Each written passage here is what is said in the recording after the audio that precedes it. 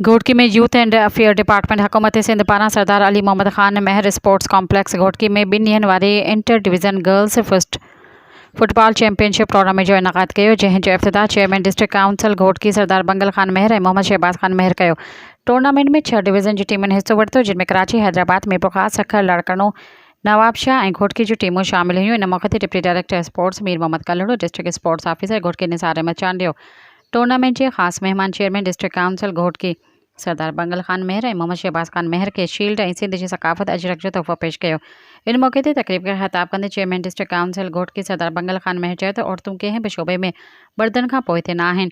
हर शोबे में पंहिंजी सलाहियतुनि जो सबूत ॾिनो आहे। घोटकी में ॿियनि शोबनि वांगुरु औरतूं रांदियुनि में बि अॻिते अची रहियूं आहिनि।